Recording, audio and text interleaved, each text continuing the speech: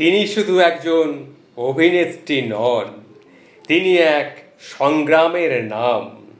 নারীবাদের label না লাগিয়েও তিনি নারীর আত্মমর্যাদার প্রতীক হয়ে উঠেছেন, নিঃশব্দে করে গেছেন একটা বিপ্লব। তিনি সাবিত্রী চট্টোপাধ্যায়, আমাদের প্রজন্মের কাছে একটা জীবন্ত পাঠশালা। আসুন অভিনেত্রী সাবিত্রী চট্টোপাধ্যায়ের সম্বন্ধে কিছু তথ্য আপনাদের সামনে তুলে ধরার চেষ্টা করি। একটা সিল্কের শাড়ি যা ছিল পাশের বাড়ির বৌদির দয়ার দান, সেই শাড়ি পরে পায়ে ছেঁড়া কেটস, পেট ভরা খিদে নিয়ে একটা বাসে চাপলেন তিনি। প্রথমবার শুটিংয়ে যাচ্ছেন পাশের বাড়ি ছবির প্রথম দৃশ্যের জন্য। নাম তখনও অনেকেই জানতো না, কিন্তু চেহারার ভেতর একটা আত্মবিশ্বাস ছিল, আমি পারবো। ছবির সাদা রঙের নায়িকারা তখন গাল ভরা সংলাপ বলতেন, তখন তিনি এক কোণে ভিড়ের ভেতর দাঁড়িয়ে থাকতেন এক্সট্রা হিসাবে। পেতেন মাত্র 25 টাকা, তার মধ্যে 10 টাকা চলে যেত দালালের পকেটে, হাতে থাকতো 15 টাকা। তাতেই সারতেন দিনের খাওয়া। অভাব আর সংগ্রামের মাঝে এক বুক স্বপ্ন নিয়ে এগিয়ে চলেছিলেন তিনি। কিন্তু কালের চাকা ঘুরল, সাবু নামের ডাক পেলেন সেই মহানায়কের কাছ থেকে, যিনি নিজেই পরে লিখলেন মহানায়ক উত্তম কুমার। তিনি পরে লিখেছিলেন, এই মহিলার সঙ্গে অভিনয় করতে আমার ভয় লাগতো।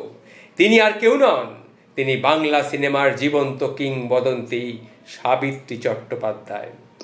ভালোবাসতেন উত্তম কুমারকে, ঘর বাঁধার স্বপ্ন দেখেছিলেন যেমন দেখে অন্যান্য সাধারণ মেয়েরা, কিন্তু ভাগ্য হয়তো অন্য কিছু লিখে রেখে গিয়েছিল। ঘর জোটেনি, বড় জোটেনি, পেয়েছেন শুধু ক্যামেরা আর চরিত্র। সেই চরিত্রগুলোর মধ্যে দিয়েই তিনি ছুঁয়েছেন লক্ষ লক্ষ কোটি কোটি মানুষের মন। আজ বয়সের ভারে নুব্জ, কিন্তু মনটা এখনো ঠিক আগের মতোই চঞ্চল। চোখে চশমা, হাতে স্ক্রিপ্ট, তবুও ক্যামেরার সামনে দাঁড়াতে এখনো এতটুকু ভয় পান না। যেদিন ঘরে চাল ছিল না, সেদিনও মানুষে মানুষে গম গম করত তার চারপাশ। আজ ঘরে আছে সব কিছু, শুধু সেই কথোপকথনের মানুষটি আর নেই। তবু কিন্তু তিনি থেমে থাকেননি।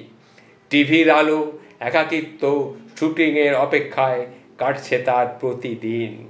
তিনি শুধু একজন অভিনেত্রী নন, তিনি সাবিত্রী চট্টোপাধ্যায়, অভিনেত্রী সাবিত্রী চট্টোপাধ্যায়, যার বয়স এখন 86-85 তো হবেই।